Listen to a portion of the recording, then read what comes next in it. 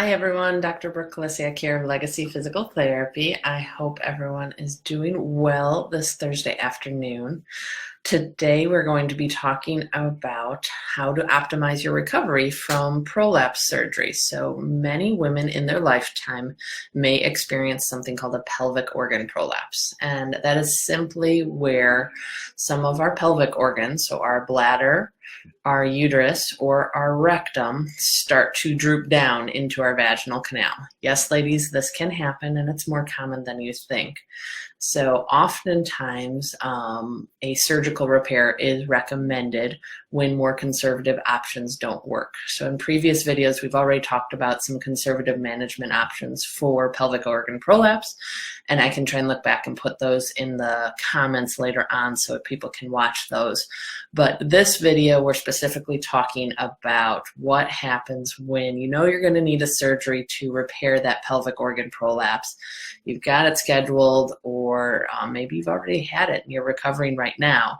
Today I wanted to give 7 tips to help optimize recovery from pelvic organ prolapse surgery. So first tip is to make sure that your pelvic floor muscles are working well for you. So our pelvic floor muscles are right here on the bottom of the pelvis here, and that they go from the pubic bone in the front to the tailbone in the back. And they span across the 2 sit bones here, and they basically make a bowl on the bottom of the pelvis here. Think of them as the bowl that holds the pelvic organ fruit. So we want a nice, strong, supportive bowl to help hold the pelvic organs. And so they span that entire base of the pelvis, and they help us to keep our pelvic organs in the correct position. They help to make sure that we don't have any bladder leakage or bowel leakage, and they improve our sexual function. So it's really important that we get these muscles working properly after surgery. So even if you still have stitches, you can go ahead and do pelvic floor muscle exercises. If you're dealing with a catheter situation, you probably need to wait until after the catheter is taken out, but then you can start doing them. So a pelvic floor muscle contraction is simply a draw up and in motion around the vagina and anus and urethra. So almost thinking like you have to stop the flow of urine or you're trying to hold back gas is a good way to think about it.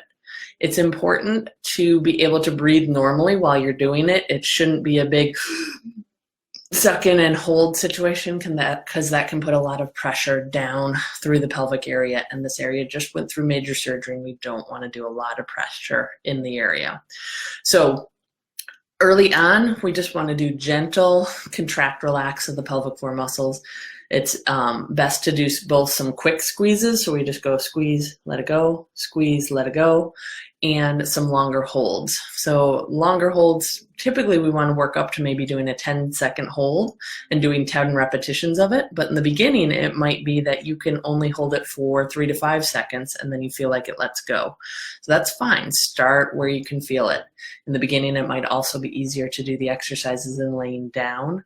And then as you get stronger, taking them to a sitting or a standing position. So tip number 1 is to make sure that we are exercising our pelvic floor to get those muscles back, because we need that bowl to support that the pelvic organs. The second tip goes along with our pelvic floor muscles, and it is called the KNACK. So the KNACK is simply a pre-contraction of the pelvic floor muscles when we have warning that a cough, a laugh, or sneeze is going to come. So if we've just had surgery, we want to make sure that we have support in and around our pelvic floor and belly area when we have a cough or a sneeze. Otherwise, we may have some leakage or it may feel really uncomfortable. So doing a little pre-contraction up front, even maybe supporting your belly with your hands a little bit in those early days can make that post-surgical cough or sneeze feel a lot more comfortable. Tip number 3, eat a healthy, balanced diet. We want to make sure that your body has enough nutrients to heal. You just went through major surgery. The tissues need to heal. So eating a healthy diet high in fiber, fruits, vegetables, whole grain bread, cereal, and making sure you're drinking plenty of fluid, mainly in the form of water, all that's going to promote good, optimal healing.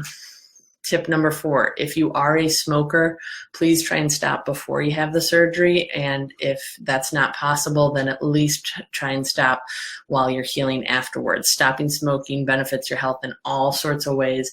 And one of the main ways is that if we stop, it can lessen the chance of or the risk for wound infection. So we want to make sure we have the best chances for optimal healing after your surgery.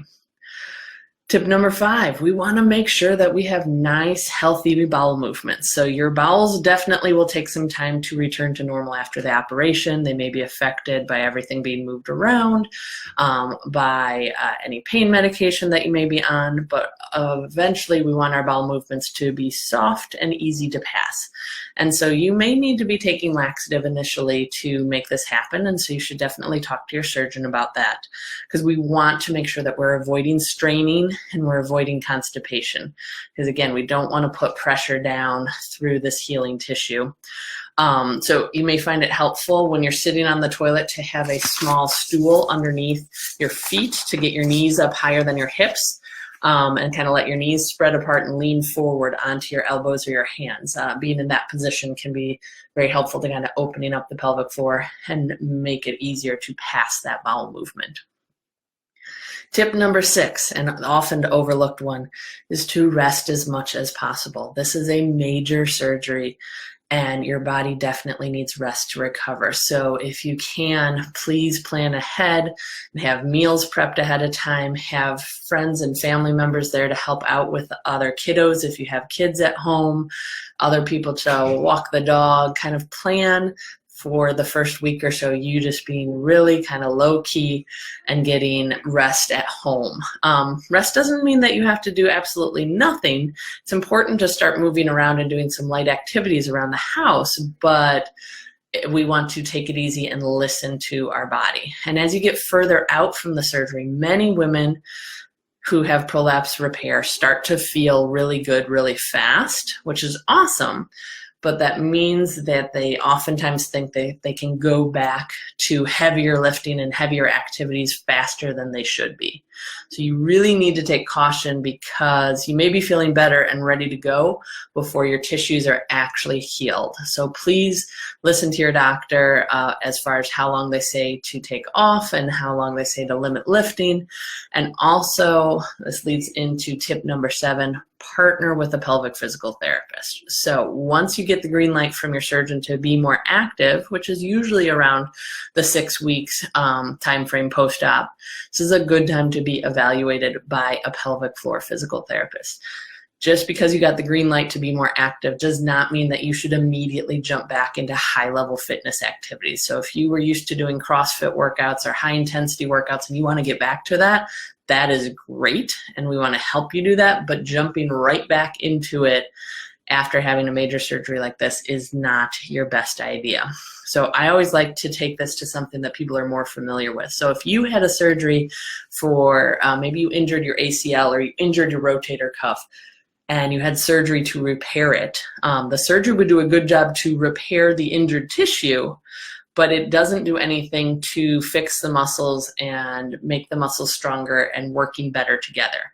So the same thing goes for a pelvic floor area. We need to make sure that all of our muscles in and around the pelvic floor are coordinating together the way that they should be, so that we don't end up re-injuring this newly fixed tissue. Many a woman ends up having to have a secondary or even a third prolapse repair surgery down the road.